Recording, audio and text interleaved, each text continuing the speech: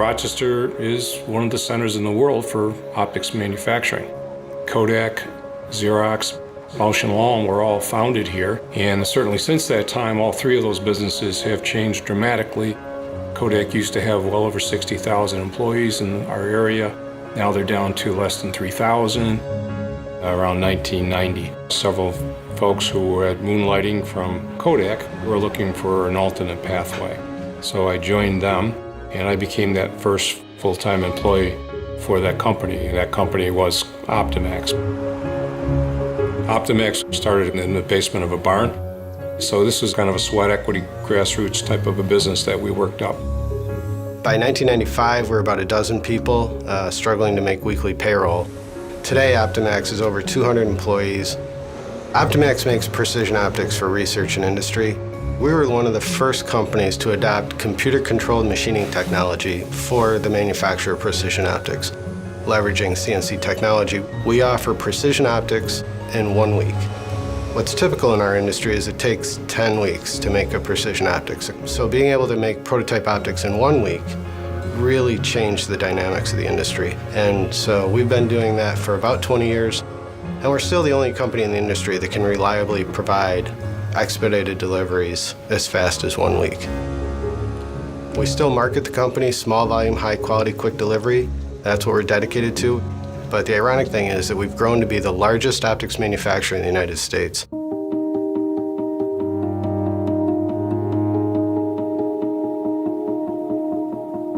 The whole barn activity, to a large degree, was a manufacturing cell. Everything was closely placed. There were only a few people doing virtually all the manufacturing steps. Before we were aware of lean, we were doing things in a lean fashion. So now what we've done is taken a CNC machine, coupled it with the grinding, blocking, polishing, and metrology equipment. And now a technician usually can take a piece right from raw material to finished measured product all in one cell. With lean manufacturing, one of the requirements is that people are trained at a higher level. So they can't just learn step number 4 and do that day in and day out. They have to learn more steps in the process, which means a higher level of training. So here at Optimax, we have invested literally millions of dollars in computer-controlled machining equipment and metrology. But that equipment doesn't do you any good if you don't have technicians that know how to make the equipment dance. Optimax is going to challenge their equipment and push the boundaries of what it was built to do.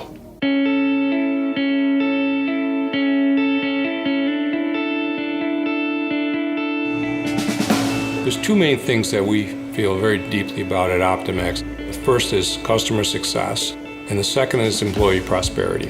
And to me, that's all that matters.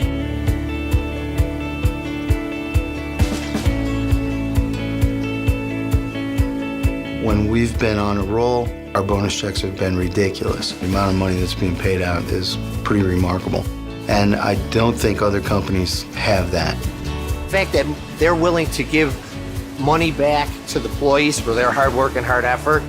You look at the morale of the people on the floor and how they react, it's absolutely amazing. And I think that's one of the reasons why people are here.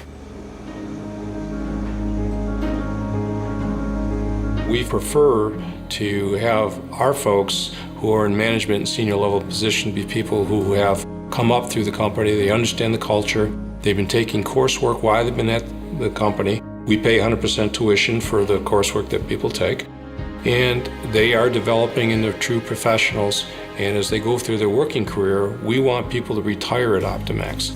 And we do everything we can to ensure that we keep those people and we create the opportunities for them as the company grows. I got started here in 2007. I came out of the Institute of Optics at the University of Rochester, where I was working on my PhD, and they hired me right when I finished my degree. Mike and Rick both encouraged me to go back to get my MBA. And with that, I've been able to enhance my management skills and style here at Optimax. In addition, trying to develop the technology strategy to be in line with Optimax's corporate strategy. I started off as just a technician, worked my way up to team leader, and then when we went lean, I became a group leader. And each step of the way, I got to move up. And every time I moved up, someone else kind of stepped into the position I was in. That's one of the things I love to tell the engineers. If we can figure out how to help you be successful, we're going to change the world. and we'll do it together.